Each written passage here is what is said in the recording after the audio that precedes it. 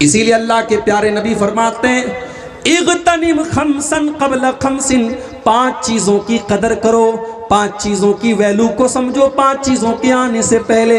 शबाबक क़ब्ल हरमिक, अपनी जवानी की कदर करो इसके पहले कि बुढ़ापा आ जाए। वस्सिहतक क़ब्ल सक़मिक, अपनी तंदुरुस्ती की कदर करो इसके पहले कि तुम बीमार हो जाओ। पाकिस्तान का एक नौजवान, उसका फेसबुक के ऊपर फोटो भी आया था, बॉडी बिल्डर था, उसका खूबसूरत जिस्म देख करके कोई कह नहीं सकता था ये कभी बीमार पड़ेगा। शायद उसके जैसा बॉडी बिल्डर बहुत कम देखने को मिलता है।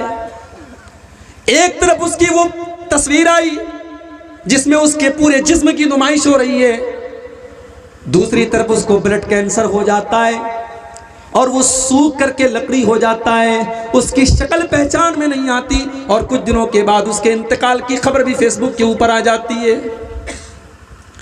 मेरे नौजवान साथियों, आज आपके पास सेहत है, तंदुरुस्ती है, आप मौज मस्ती कर रहे हैं, कोई शराब पी रहा है, कोई ज़िना कर रहा है, कोई गुटखा खा रहा है, कोई पान मसाला खा रहा है, कोई नाच गाने में व्यस्त है। मेरे प्यारे साथी, किस बात की क्या गारंटी है कि तंदुरुस्ती हमेशा आपके पास रहेगी? अगर आज अल्लाह ने तंदुरुस्ती दी है, इस तंदुरुस्ती की हालत में आप जितनी नमाज पढ़ सकते हैं, कल बीमारी की हालत में आप नहीं पढ़ पाएंगे।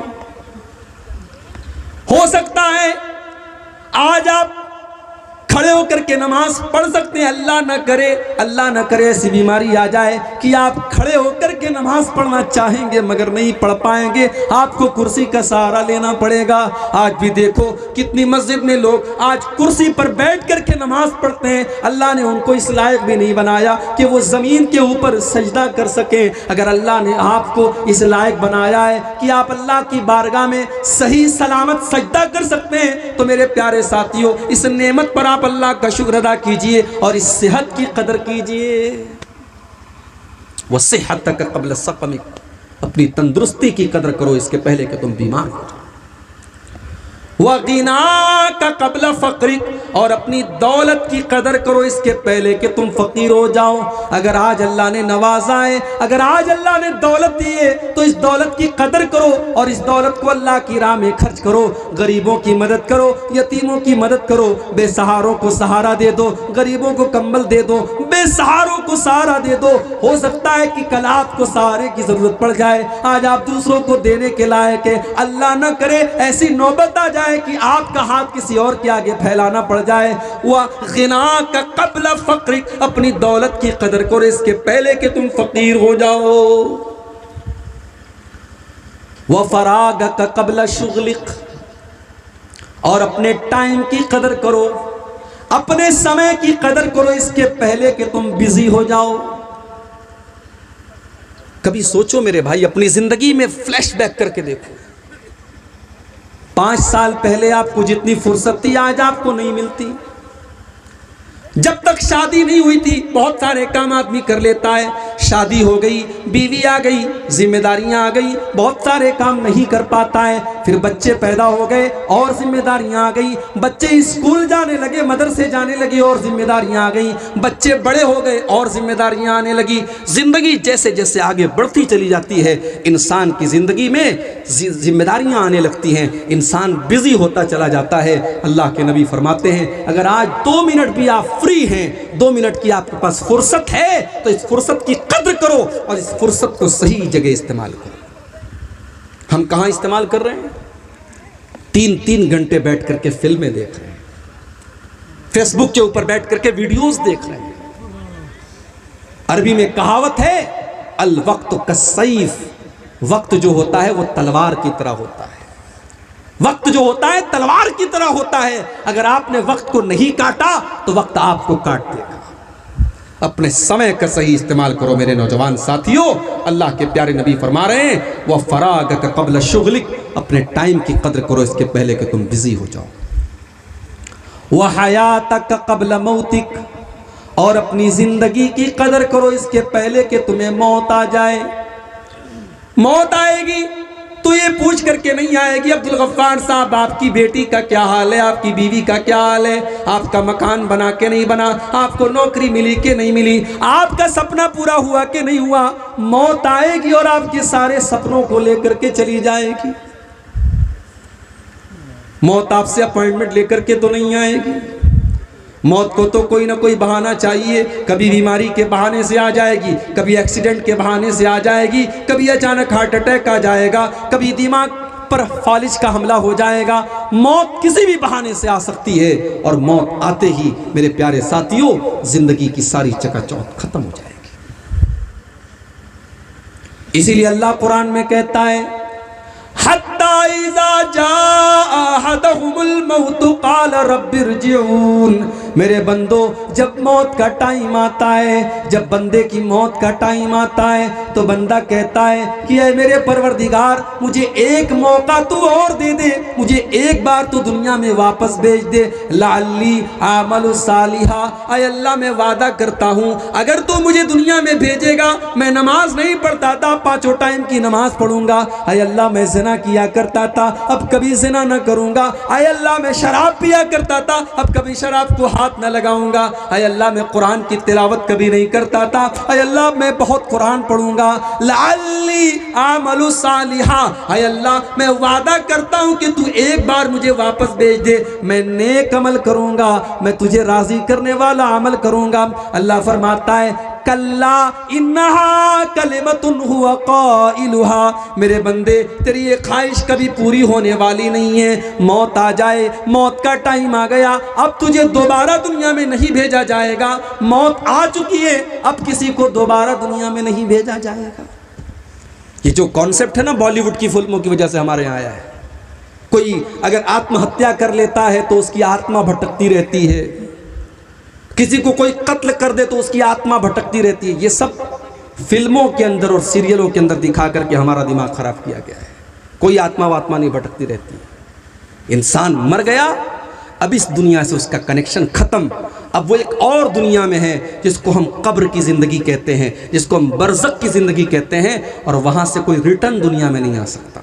वो किस हाल में है हम नहीं जानते, हम किस हाल में वो नहीं जानता। तो अल्लाह के नबी ने फरमाया कि अपनी ज़िंदगी की कद्र करो इसके पहले कि तुम्हें मौत आए। वल असर, ज़माने की कसम है। अच्छा, असर का एक मतलब और भी होता है। असर का मतलब होता है असर का टाइम। जब सूरज ढल जाता है और आसमान में पीलापन आ जाता है और असर की नमाज का टाइम शुरू हो जाता है, उस टाइम को, उस समय को असर कहा जाता है। अब सवाल ये पैदा हो रहा है कि अल्लाह ताला उस टाइम की कसम क्यों खा रहा है? उलमा कहते हैं कि इसके पीछे भी अल्लाह ताला की एक बहुत बड़ी हिकमत है। अल्लाह ताला असर के टाइम की कसम खा करके ये बता रहा है, जिस तरीके से असर का टाइम आता है तो लोग धीरे धीरे अपने घरों को जाने लगते हैं, मजदूर अपना काम ख़त्म करने लगते हैं, किसान अपना काम ख़त्म करने लगता है, दुकानदार अपनी दुकान को लपेटने लगते हैं, बिजनेसमैन लोग धीरे धीरे अपने घर को वापस जाने लगते हैं। जब असर का टाइम आता है तो इस बात की पहचान होती है कि अब सूरज डूबने वाला है, अब दिन ख़त्म होने वाला है। ऐ इंसान, तेरी ज़िंदगी की असर का टाइम हो चुका है। ऐ इंसान, तेरी ज़िंदगी का सूरज कभी भी डूब सकता है, कभी भी तेरी ज़िंदगी ख़त्म हो सकती है। ऐ इंसान, जब भी तू अपने बिस्तर पर रात को सोने जाए तो ये सोच करके सोया कर कि हो सकता है कि वो तेरी जिंदगी की आखिरी रात हो। जब तू सुबह को उठे तो ये सोच करके उठ कि हो सकता है ये तेरी जिंदगी की आखिरी सुबह हो, तेरी जिंदगी की असर का टाइम शुरू हो चुका है। और बाज़ उलमा कहते हैं कि असर से मुराद यहाँ असर की नमाज है। अल्लाह ताला असर की नमाज की कसम खा रहा है। 5 टाइम की नमाजें, और 5 टाइम की नमाजों में सबसे अहम नमाज असर की नमाज है। असर की नमाज बीच की नमाज है। दिन की पहली नमाज फजर है, उसके बाद ज़ोहर है, और बीच में असर की नमाज है। 2 नमाजें रात में, 2 नमाजें दिन में, और बीच में असर की नमाज है। इसीलिए अल्लाह के नबी असर की नमाज को बड़ी अहमियत देते थे। अगर किसी की असर की नमाज छूट जाए, अल्लाह के नबी फरमाते हैं फ़कअन्नमा वो तेरा अहलुहु व मालुहु, गोया कि उसका माल खराब हो गया, उसके अहलो अयाल बर्बाद हो गए, उसकी फैमिली बर्बाद हो गई, उसका परिवार बर्बाद हो गया। असर की नमाज का छूट जाना बहुत बड़ा नुकसान है। अल्लाह के नबी कभी जल्दी किसी पर बद्दुआ नहीं करते थे। जंगे खंदक के मौके पर जब दुश्मनों से लड़ाई चल रही थी और लड़ाई की वजह से अल्लाह के नबी की असर की नमाज कज़ा हो गई, असर की नमाज छूट गई, यहाँ तक कि सूरज डूब गया और अल्लाह के नबी को मगरिब के टाइम पर असर की नमाज पढ़नी पड़ी। अल्लाह के नबी ने बद्दुआ की, अल्लाह के नबी ने काफिरों के ऊपर बद्दुआ की। आपने फरमाया मलअल्लाहु बुयूतहुम व क़ुबूरहुम नारा, अल्लाह उनके घरों को और उनकी कब्रों को जहन्नम की आग से भर दे। शगलूना अनिस सलातिल वुस्ता, उनकी वजह से हमारी असर की नमाज कज़ा हो गई, हमारी असर की नमाज छूट गई। तो असर की नमाज बड़ी इंपॉर्टेंट नमाज है। अल्लाह ताला असर की नमाज की कसम खा रहा है, जमाने की कसम, असर की नमाज की कसम, असर के टाइम की कसम। इन्नल इंसान लफी खुस्र, जमाने की कसम खा करके अल्लाह ताला क्या बात कह रहा है, बेशक सारे के सारे इंसान घाटे में। इंडिया का इंसान भी घाटे में, सऊदी अरब का इंसान भी घाटे में, अमेरिका का गोरा भी घाटे में, अफ्रीका का काला भी घाटे में। आदम अलैहिस्सलाम की जितनी औलादें, सारे के सारे इंसानों के बारे में अल्लाह कह रहा है इन्नल इंसान लफी खुस्र, बेशक सारे के सारे इंसान घाटे में। मुकेश अंबानी तो अरबों की संपत्ति के मालिक हैं, टाटा और अडानी और बिरला तो करोड़ और खरबों के मालिक हैं।